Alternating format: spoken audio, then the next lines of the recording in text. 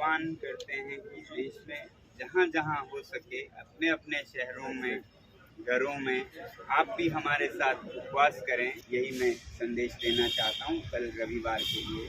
अगर आप आसपास में रहते हैं तो हमारे साथ उपवास करने यहाँ लद्दाख भवन भी आ सकते हैं। नमस्कार मित्रों, का स्वागत है मेरे YouTube channel updates with Kartik पर।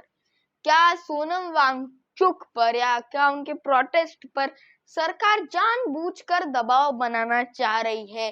क्या ये प्रोटेस्ट हमें दिखा रहा है कि 2020 से दिल्ली में लोकतंत्र की, न्यू दिल्ली में, राजधानी में, न्यू दिल्ली डिस्ट्रिक्ट में लोकतंत्र की हत्या हो रही है?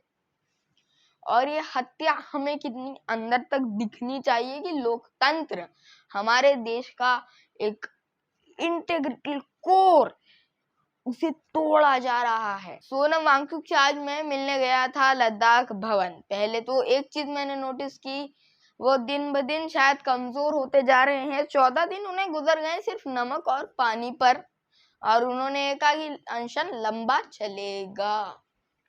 कल 15वां दिन है और कल उन्होंने कहा कि देखिए, मैं आप चाहता हूँ आप सब हमारे साथ उपवास करें, अनशन करें, पर खाने पीने का नहीं, कम से कम एनर्जी, लाइट, कम से कम पोल्यूशन, कम से कम जो CO2 छोड़ने वाली मशीन है उनका यूज करने का।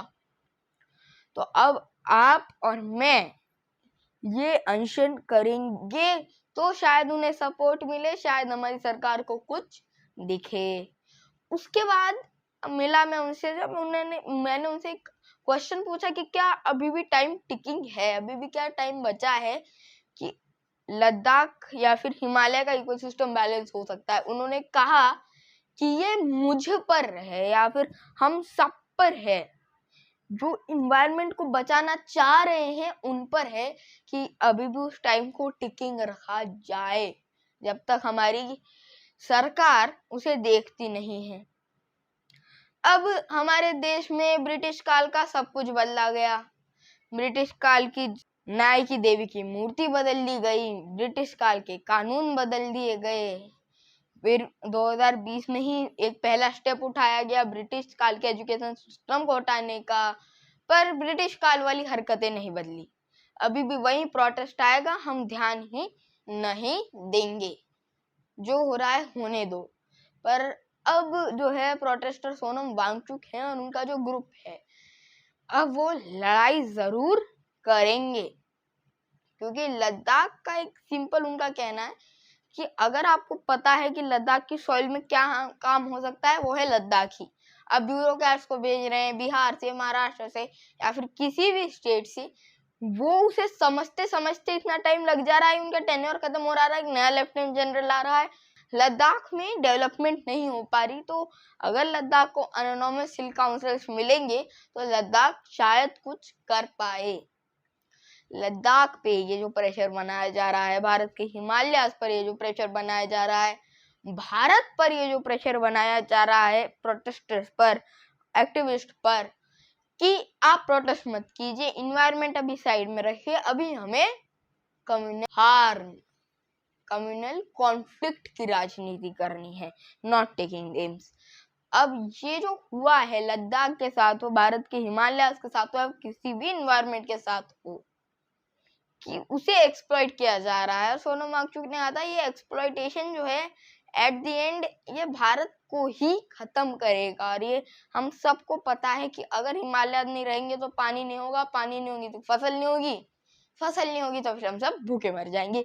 सिंपल चीज, एक मॉरल वैल्यू होती है, पर क्या हम इसे समझ नहीं पा रहे हैं। और मैं चाहूंगा कि हम सब, आप सब जितने भी लोग इस वीडियो को देख रहे हैं या फिर आपका कोई दोस्त है, उनके साथ ये वीडियो शेयर कीजिए, उन्हें बताइए कि कल अनशन किया जाएगा।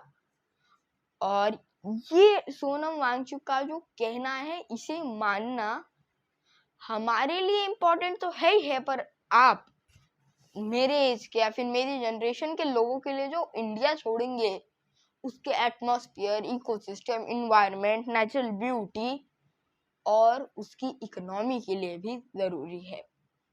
तो यही और ये फ्यूचर जनरेशन को ही हेल्प करेगा।